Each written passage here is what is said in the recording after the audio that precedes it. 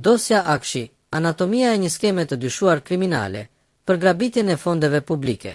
Dokumentet dhe pamjet e administruara nga hetimi penal hedhin dritë mbi një skem të organizuar dhe të strukturuar korrupsioni, e cila dyshohet se është zbatuar në mënyrë sistematike në procedurat e prokurimit publik pranë Agjencia Kombëtare e Shoqërisë së Informacionit, Akshi. Një biseda dhe prova filmike.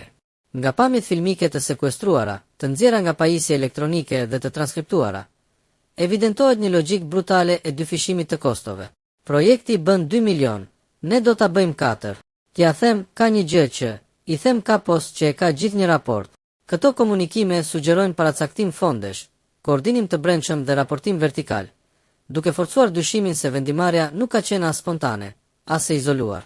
2. Faturime fiktive dhe kompani Guack. Sipas përmbledhjes së hetimit, në sistemin tatimor CAC, rezulton se subjekti Solution SIHPK ka kryer faturime fiktive drejt subjekteve të tjera, PSH, Fastech SIHPK, First SIHPK, Softe Solution SIHPK për shumë të larta, në një periudhë të shkurtër kohore. Konkluzioni i hetimit është i qartë, Solution SIHPK nuk ka pasur kapacitete reale operimi, ambiente apo staf funksional. Aktiviteti real është kryer përmes subjekteve të tjera, ndërsa faturimi është përdorur si mekanizëm për nxjerrje fondesh nga kontrata publike. 3. Paracaktim kriteresh dhe fituesish. Nga dokumentet rezulton një model i përsëritur. Kriteret e tenderëve përshtaten për të përjashtuar konkurrencën reale. Fituesit paracaktohen. Fondi limit rritet artificialisht. Diferenca ndahet mes palëve të përfshira. Ky model përputhet me tiparet e një grupi të strukturuar kriminal, ku secili aktor ka rol të përcaktuar në zinxhirin e përfitimit. 4. Përfitimi i paligjshëm dhe përgjegjësitë. Hetimi përmend emra konkret dhe role drejtuese në skem, mes tyre Ergys Agasi dhe Ermal Beqiri, si figura kyçe në drejtimin e aktivitetit dhe përfitimin përfundimtar nga fondet publike të kontraktuara me Akshi.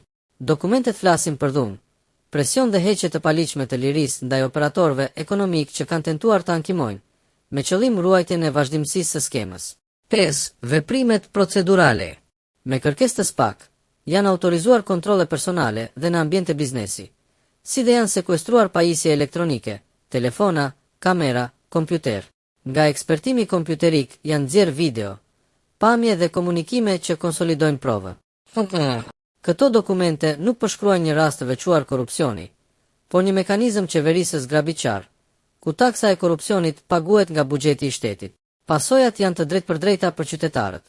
Mungesë fondesh për paga, pensione, shpërblime dhe ndihmë sociale. Nëse provat qëndrojnë në gjykim, kjo dosje përfaqëson një nga skandalet më të rënda të prokurimeve publike në Shqipëri, me implikime politike, penale dhe morale, që shkojnë përtej individëve dhe prekin vetë modelin e qeverisjes.